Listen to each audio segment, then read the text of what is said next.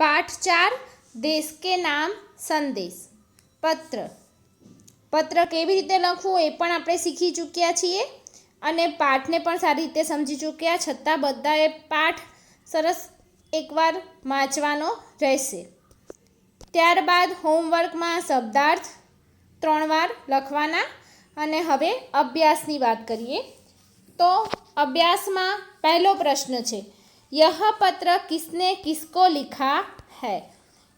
તમે જોશો તો પત્રમાં તમને ખબર પડી જશે કે પત્ર લખનાર કોણ છે. લખનાર છે किरण ने अपने मित्र प्रिय मित्र हर्ष यानी हर्ष को लिखा है. तो यह पत्र किसने किसको लिखा है.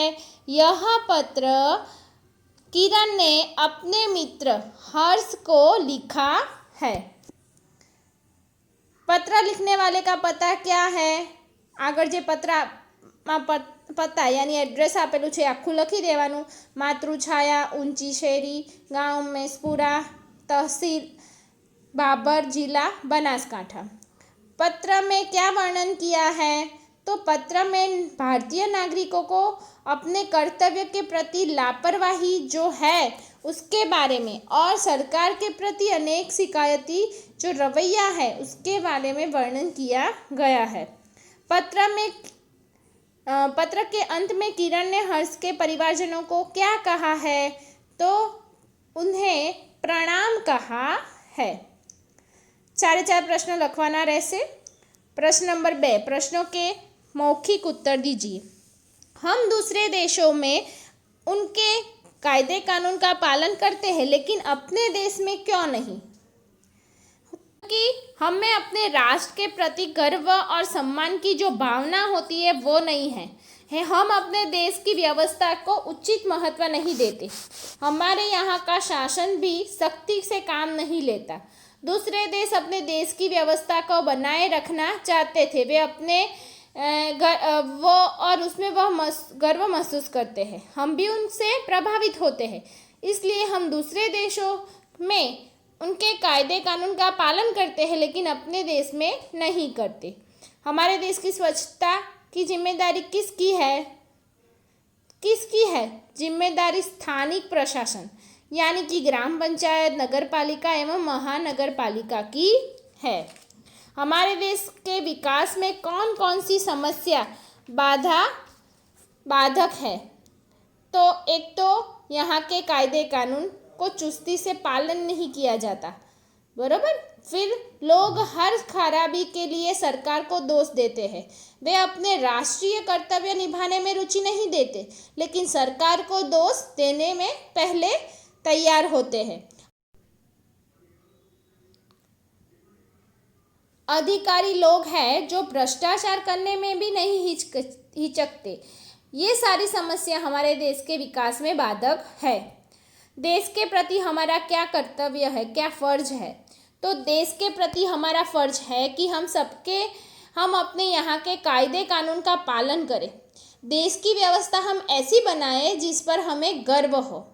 हम सरकार और स्थानिक प्रशासन को उनके कार्यों में सहयोग दें और हम ऐसा कोई भी कार्य न करें जिससे देश की प्रतिष्ठा पर आँच आए.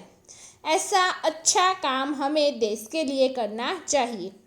शब्दों को उचित क्रम में रखकर अर्थपूर्ण वाक्य बनाइए. सफाई में खुदाई है. मेरा भारत महान.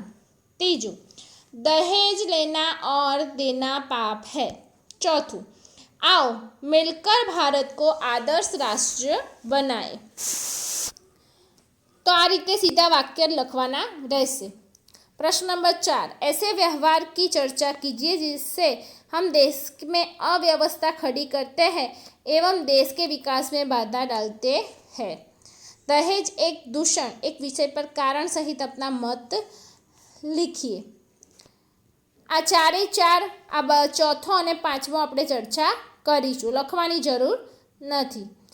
हम स्वयं कैसे अपने कर्तव्य का पालन करके आदर्श नागरिक बन सकते हैं एवं भारत को आदर्श राष्ट्र बनाने में योगदान दे सकते हैं. इस विषय पर दिए गए प्रारूप के आधार पर अपने मित्र को पत्र लिखकर अपने विचार बताइए. जो अपना पता, दिनांक, संबोधन, अभिवादन, पत्र लिखने का कारण, पत्र का विषय वस्तु, अन्य समाचार, समाप्ति, उसके बाद संबंध और नाम। ये 10 से 10 पॉइंट है। 10 से 10 पॉइंटના આધારે તમારે પત્ર લખવાનો છે। વિષય શું છે?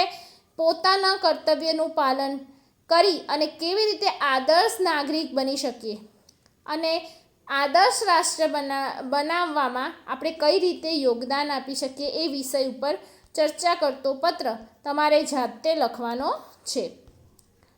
स्वाध्याय, प्रश्नों के उत्तर लिखिए। डॉक्टर कलाम ने इस ईमेल में हमें क्या सीख दी है?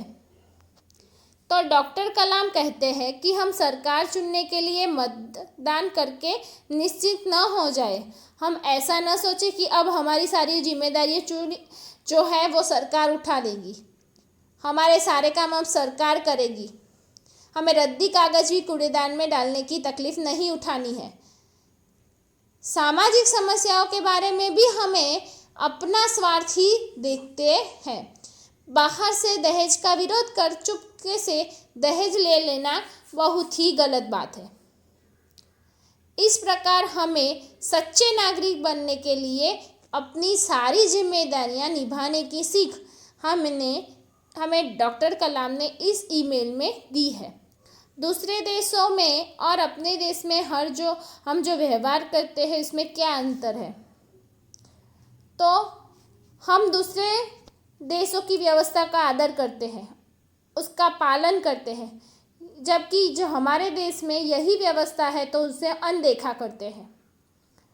हम उनके स्वच्छता संबंधी नियमों का पालन करते हैं, गाड़ी उन देशों के नियमों के अनुसार चलाते हैं, उन देशों में बेईमानी करने की हिम्मत भी नहीं करते, परंतु हमारे यहाँ स्वच्छता का भी ध्यान नहीं रखते, न गाड़ी की गति और न ईमानदारी का ध्यान रखते हैं।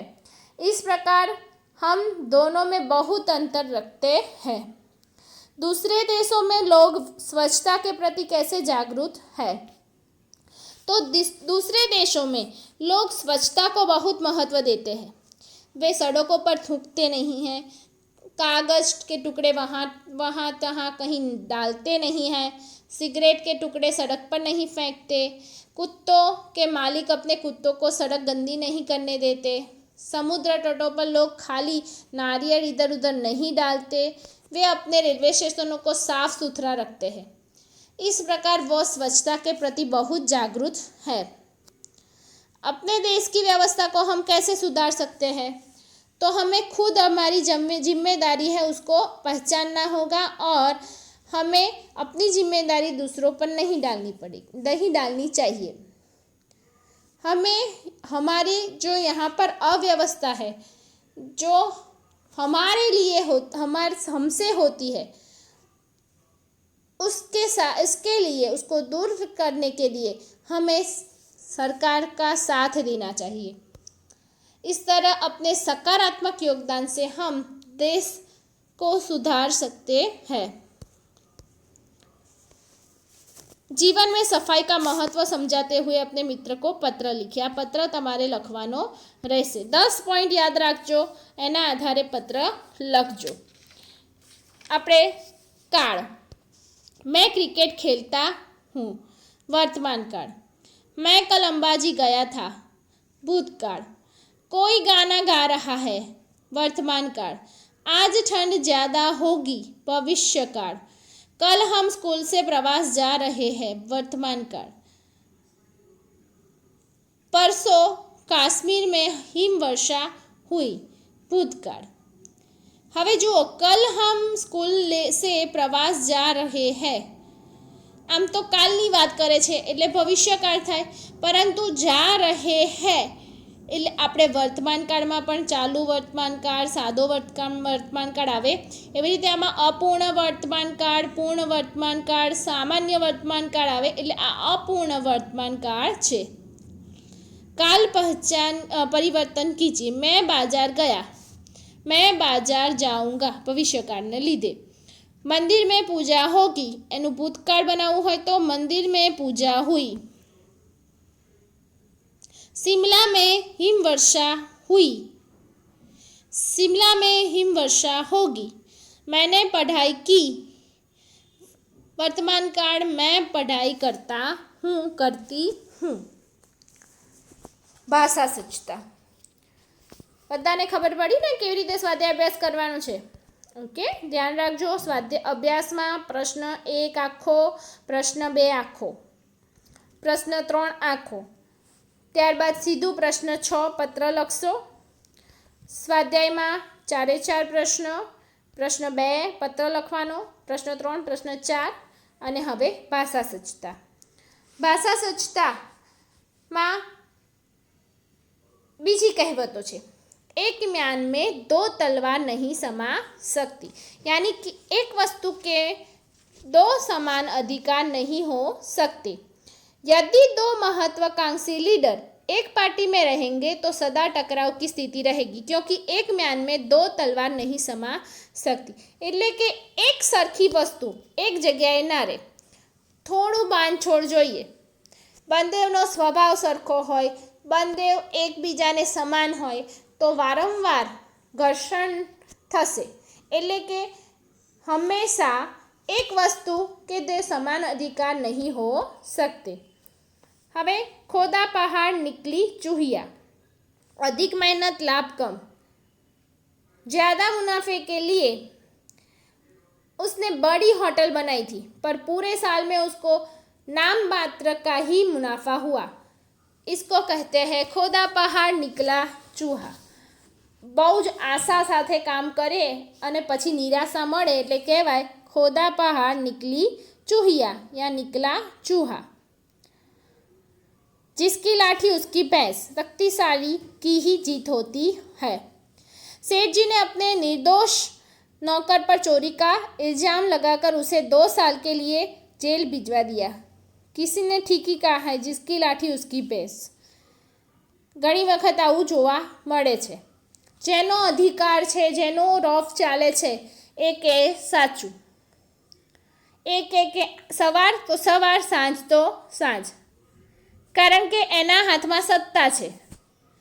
એટલે કહેવાય કે જિસકી લાઠી ઉસકી ભેંસ, જો શક્તિશાળી હૈ ઉસકી ही जीत होती है. હવે એના જેવા બીજા છે. ચાંદ પર थूका मुंह पर गिरा, यानी सज्जन की बुराई करने से अपना ही नुकसान होता है. ચાંદ પર થૂકા, ચાંદને જોઈ એટલે કહેવાનું કે સારી સજ્જન વ્યક્તિ છે એટલે કે ચાંદ.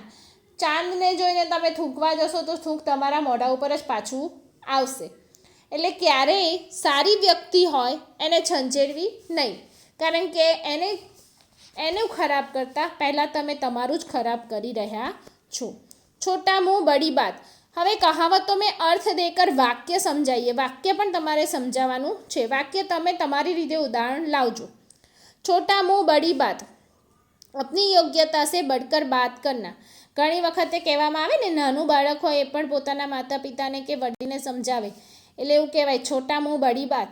તમારાથી ઘણું નાનું છે પણ સમજમાં ઘણું આગળ હોય તો અપની યોગ્યતા સે બઢકર બાત કરના. દૂર કે ઢોલ સુહાનવે. દૂર ઢોલ વાગતા હોય ને તો આપણને સાંભળવા ગમે, પણ નજીક આવે તો એ ઢોલ વાગે તો ગમે ના ગમે.